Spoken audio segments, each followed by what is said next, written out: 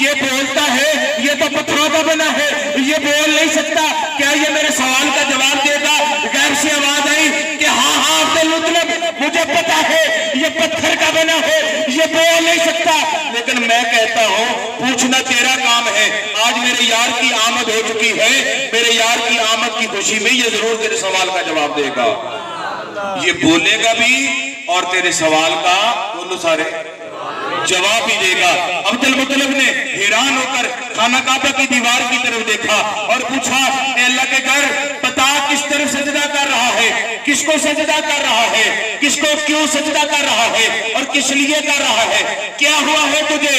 غیب سے آواز آتی ہے خانہ کعبے کی دیوار سے، شاعر لکھتا ہے، نبی دا سجدہ کعبے دے ولے، نبی دا سجدہ کعبے دے ولے، ولی دا سجدہ کعبے دے ولے، کعبے دا سجدہ محمد دے ولے، سبحان اللہ، کعبے دا سجدہ محمد دے ولے، کہ میرا کعبہ جو ساری دنیا مجھے سجدہ کرتی ہے، ساری دنیا کا کعبہ میں ہوں، نبیوں کا کعبہ میں ہوں، ولیوں کا کعبہ میں ہوں، بادشاہوں کا کعبہ میں ہوں، امیروں کا کعبہ میں ہوں، غریبوں کا کعبہ میں ہوں، سب کا کعبہ میں ہوں، لیکن میرا کعبہ جو ہے عبد المطلب تیرے گھر میں ہے، تشریف لا چکا ہے۔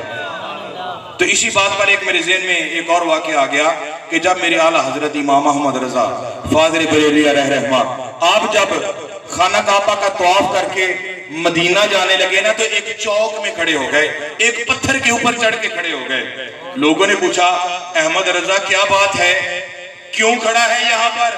اعلیٰ حضرت فرماتے ہیں، حاجیو آؤ، حاجیو آؤ، کعبہ تو دیکھ چکے ہو، اب کعبے کا کعبہ دیکھو۔ تو ایک اور بندے نے کہا، اے احمد رضا کیا حج کر کے آئے ہو، کیا حج کر کے آئے ہو؟ کہا کہ حج تو نہیں کیا، طواف کعبہ کیا، اگر آقا نے چاہا تو حج بھی کروا دیں گے۔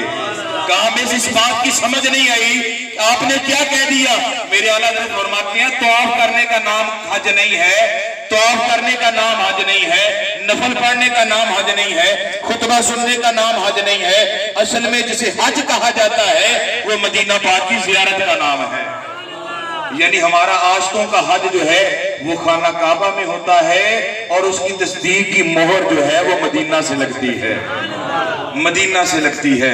ایک اور، جب میرے نبی کریم صلی اللہ علیہ وسلم ایک جنگ سے واپس آئے، مکہ شریف میں آئے، صحابہ کرام آپ کے ساتھ آئے، تو میرے آقا نے حضرت بلال حبشی سے کہا، بڑا مشہور ہے، بلال حبشی سے کہا، بلال حبشی جلدی کرو، اذان پڑھو، ظہر کا وقت یاسر کا وقت تھا۔ بلال حبشی نے کہا، یا رسول اللہ کدھر کھڑا ہو؟ میرے آقا نے کہا، اے میرے دوست میرے قریب آؤ، بلال کو کعبے کی چھت پہ چڑھا دو۔ بلال کعبے کی چھت پہ چڑھ گئے، پوچھا یا رسول اللہ ہم جنگ میں گئے تو وہاں اذان دی، منہ کعبے کی طرف کیا، میدان میں گئے اذان دی، منہ کعبے کی طرف کیا، ہر جگہ پہ جہاں بھی اذان دی، میدان میں دی، بازار میں دی، مسجد میں دی، گراؤنڈ میں دی، جنگ کے میدان میں، جس مقام پر بھی ہم نے یا رسول اللہ اذان دی ہے تو منہ جو ہے وہ کعبہ کی طرف کیا ہے۔ میرے آقا ہمیں بتا دے، اب آپ نے مجھے کعبے کی چھت پہ چڑھا دیا ہے، اب بتائیں ہم منہ کس طرف کر کے اذان دے؟ میرے آقا نے کہا، تجھے نہیں پتا کعبے کا بھی کعبہ مصطفیٰ ہے، اب منہ میری طرف کرو اور اذان پڑھنی شروع کر دو۔ نعرہ تکبیر، نعرہ رسالت، واشتا تیری عبات صدقے، جو حال تھلے پہ کالی ہوتے، جو کعبہ تھلے بلالی ہوتے۔ تو حضرت بات کر رہا تھا حضرت عبد المطلب، خانہ کعبہ کو دیکھ رہے ہیں، خانہ کعبہ جو ہے مقام ابراہیم کی طرف جھکا، کس کی طرف؟ اچھا یاد آ گیا، لوگ کہتے ہیں جی میلاد کہاں پہ لکھا ہے؟ اب میں میلاد آپ کو بتانے لگا ہوں، وہ میلاد ابھی میرے نبی کی ولادت نہیں ہوئی، نبی کے دادا کی ولادت نہیں ہوئی، پر دادا کی ولادت نہیں ہوئی، ابھی ابراہیم علیہ السلام کی اولاد نہیں چلی، تو اس وقت بھی میرے نبی کا میلاد منایا جا رہا ہے۔ اب ذرا غور سے سننا، میلاد کسے کہتے ہیں یہ بھی پہلے سمجھ لیں۔ میلاد کسے کہتے ہیں؟ نبی کے نام کو محبت میں آ کر پکارنا۔